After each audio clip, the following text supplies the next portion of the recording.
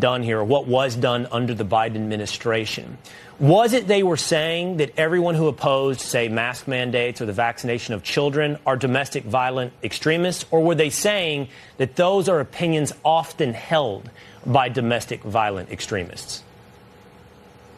Yeah, well, that's a very good question, that when you look at the language of these documents that I've declassified, first, the strategic implementation plan of the Biden administration's designation of potential violent domestic extremists, it really talks about people who may likely turn out to be domestic violent extremists, or those who may likely turn to violence because of these specific quote-unquote ideologies that they hold. And there's a consistent thread through here that these ideologies that they are designating as turning into potentially violent activities or being manifested in violent activities happen to be those of people who were using their First Amendment rights to oppose certain policies of the Biden administration.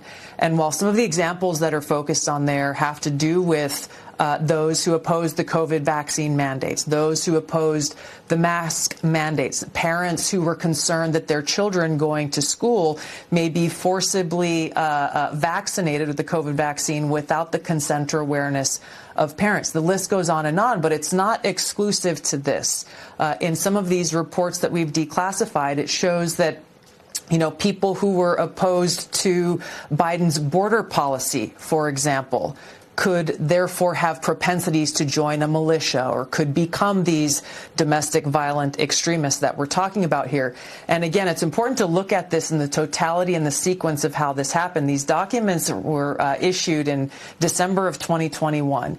You remember very well, Will, the speech, the ominous speech that President Biden gave in 2022, where with this red background and Marines standing in the background, he issued an address to the nation warning the American people that Donald J. Trump and MAGA Republicans pose a direct threat to the fabric of our republic.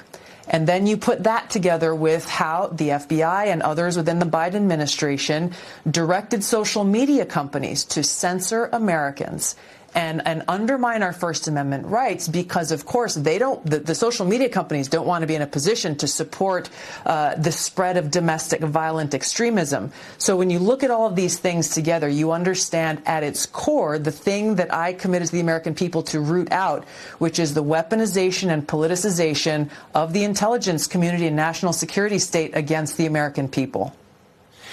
Director, it's a little bit like that analogy or the test that I had to take when I took the law school entrance exam.